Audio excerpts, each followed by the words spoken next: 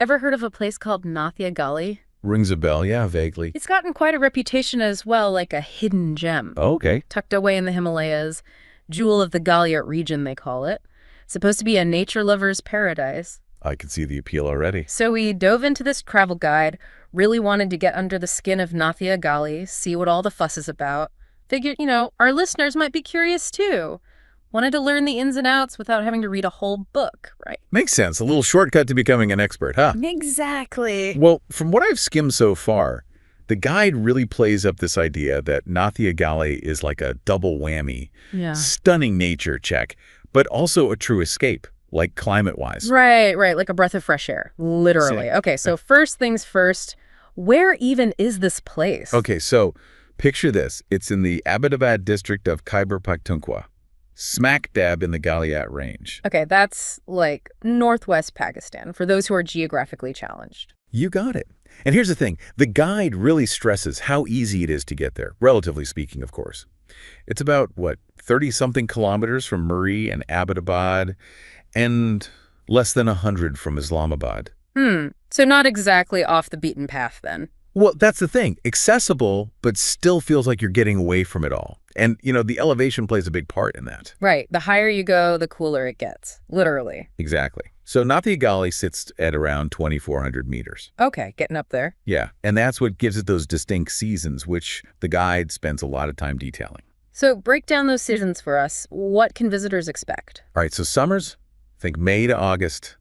You're looking at a nice, cool 15 to 25 degrees Celsius. Often foggy, which I kind of like, adds a bit of mystery. Perfect escape from the scorching heat then. Exactly. And then, as summer fades, you slide into autumn with those temperatures starting to drop, setting the stage for winter. Winter, time for snow angels and hot cocoa. Well, you'll definitely get the snow part right. It can get pretty chilly, down to -10 even. December and January, that's when you get the heavy snowfall. I bet that draws a whole different type of crowd. You bet.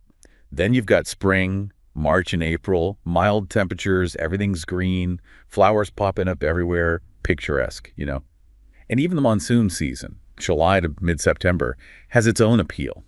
The guide describes it as like a daily rhythm of rainfall. So really, you've got something for everyone, no matter what time of year you decide to go. Year-round destination. Interesting. So how far back does Nathia Gali's story go? Well, the guide points to the mid-19th century as its sort of, official discovery by a British colonial officer, a guy named James Abbott.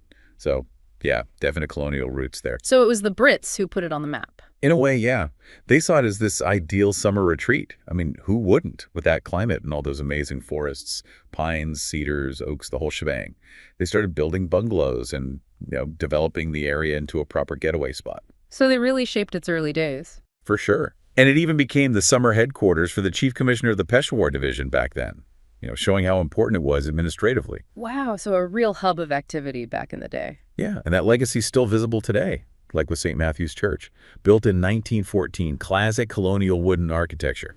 What's really cool, though, the guide mentions it's actually being looked after by a local Muslim family. Really, that's fascinating, like a tangible link between past and present. Totally. And, both Nathia Gali and Dunga Gali were officially designated under the Punjab Municipalities Act way back in 1891. So even back then, they were recognized as important places. So let's fast forward to today. What are the must-sees for visitors? Well, the guide raves about Mukshpuri Top. It's the second highest peak in Galian. Okay, how high are we talking? Over 2,800 meters. 9,186 feet, if you prefer. Wow, that's pretty high. Yeah. And the guy says it takes about 2 hours to trek up there through these beautiful pine forests. But the views, apparently, they're worth every step. You can see Ayubia, even the Kashmir Valley. Sounds breathtaking. Oh, it is. And if you're up for more of a challenge, there's Miranjani Peak, the highest in all of Galiat. Okay, gotta be higher than Mukshpuri Top then. It is. Clocks in at just under 3,000 meters, 9,816 feet. All right, we're talking serious altitude now. Yeah, this one's a 3 to 4 hour trek through pine and oak forests. And the guide says, on a clear day, you might even catch a glimpse of Nanga Parbat. No way, Nanga Parbat. That's one of the tallest mountains in the world. Yeah, pretty incredible, right? So definitely worth the effort for those views. Absolutely. Okay, what else?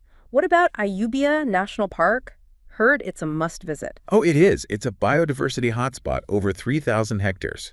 So what kind of wildlife are we talking? Well, there are leopards, though they're not easy to spot, monkeys, tons of different bird species, pheasants, eagles, the works. It's like stepping into a nature documentary. That sounds amazing. And there are different ways to explore it, too. The pipeline track is a popular one. It's an easy walk from Dungagali to Ayubia. Or you can take the chairlift for some incredible views. So options for every fitness level. Exactly. And of course, you can't miss St. Matthew's Church. Mm. Not just for the history, but the architecture, the views towards Kashmir. It's really something else. Right. That blend of history and scenery is always a winner. Totally. And then there's the Nathia Gali Bazaar. That's where you get a real taste of local culture. What's on offer there? All sorts of goodies. Handicrafts, wooden souvenirs, those cozy woolen shawls. Oh, and the food. You got to try the chapal kebabs and Kashmiri tea. My mouth's watering already. Yeah, the guide makes it sound like a real feast for the senses. So between the natural wonders and the cultural attractions, sounds like there's no shortage of things to see and do. Not at all. And the guide mentions a bunch of other spots, too. The governor's house, surrounded by stunning scenery, the Green Spot viewpoint, the Nathia Gali waterfall. They even have a waterfall. Yeah, it's at a place called Abshar Point. And then there's Dundagali, Gorgali, where you can take a chairlift up to Pindi Point. And even Thandiani, which is a bit further afield, accessible by trek. Wow, so much to explore. They really pack it in. So if someone was planning a trip, what would you recommend they actually do there? Well, trekking and hiking are obviously big draws, especially to those peaks we talked about. Right. Gotta earn those views. Exactly. But even just wandering around, taking in the sights, that's an experience in itself. And then there's the bazaar, soaking up the atmosphere, maybe picking up some souvenirs, trying the local food. Essential. Oh, and you can go horse riding, do some bird watching. The guide does warn against feeding the monkeys, though. Apparently they can get a bit aggressive. Good advice. Don't want to end up in a monkey brawl. No, definitely not. And you can also take day trips to places like Ayubia using that chairlift. Or if you're feeling adventurous, there's always the option of camping. So active or relaxed, there's something for everyone. That seems to be the theme, yeah. Now, when it comes to actually planning a trip, what's the best time to visit? Well, the guide highlights spring as a great option. All those flowers in bloom, very picturesque. Summer's obviously popular for that pleasant, cool weather. And winter, if you're a snow bunny, that's your time to shine. But there is a word of caution about the monsoon season. Right, heavy rains, potential for landslides, that kind of thing. Exactly. So worth checking the forecast and being prepared if you're traveling during that time. Speaking of being prepared, what about accommodation? Well, there's a good range of resorts and hotels to choose from, often with stunning views. The guide even name drops a few places, like the Green Retreat and the Caudian Spruce Woods. But definitely worth checking reviews before booking, see what other travelers have to say. Always a good idea. So accommodation's covered. What about transportation? How do you actually get there? Well, from what the guide says, it seems pretty straightforward. You can get there from Islamabad, Lahore, Abbottabad, Peshawar, even Rawalpindi. So well connected. Yeah, mix of cars, taxis, buses. You can even drive yourself if you're up for it. Though the guide does mention that once you're actually in Nathia Gali, getting around locally can be a bit trickier. Taxis, local buses, but they can be pricey or crowded, so worth bearing that in mind. Good to know. Okay, what about the local culture? Who are the people who call Nathia Gali home? Well, the guide mentions the Karlol tribe. They're the main group in the area. And there's a smaller community of Dones as well, specifically Dundabasis. Okay, and what language do they speak? Hinko is the main one. Yeah. And if you want to see their crafts, the bazaar is the place to go. Right, the heart of local life. Exactly. Now, before we wrap up, we have to talk about safety. Definitely. Can't gloss over that. Right. So the U.S. State Department advises reconsidering travel to Pakistan in general. And for Khyber Pakhtunkhwa specifically, they issue a do not travel advisory. Canada also recommends a high degree of caution and avoiding non-essential travel to Abbottabad. Yeah, those are serious advisories. Definitely not something to take lightly. Absolutely. And the guide does mention some local safety tips too, especially if you're traveling during snowfall. Things like making sure your vehicle's in good condition, checking weather updates, being aware of landslide risks, driving slowly, carrying extra supplies, not parking randomly, and making sure you've got proper ventilation if you're using heaters. All really practical, sensible advice. And they also mention a couple of recent incidents, a lynching in February of this year, and a school reopening in March after a security alert. So it's clear that safety is an ongoing concern. Right. Staying informed and being cautious is key. Definitely. And finally, what about the wildlife? Any furry or feathered friends we should be aware of? Well, you might be lucky enough to spot a common hill leopard, though they're pretty rare. Rhesus monkeys, on the other hand, you're bound to see them. But remember, no feeding them. Right, we learned that lesson earlier. Yeah, best to admire them from a distance.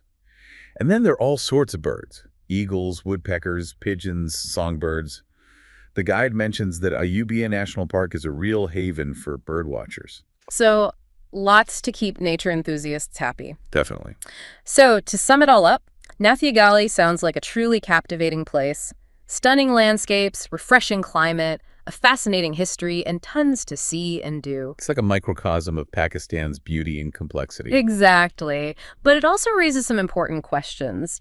Given that mix of natural beauty and colonial history and those travel advisories we talked about, how do we weigh those different layers of a place when we're thinking about visiting? It's a lot to consider. For sure. Well, we've given you the basics, but the exploration doesn't stop here. Do your own research, check those travel advisories, read up on local perspectives. Maybe Nathia Gali will be your next adventure. Thanks for joining us on this deep dive. It's been fascinating. Until next time. See you.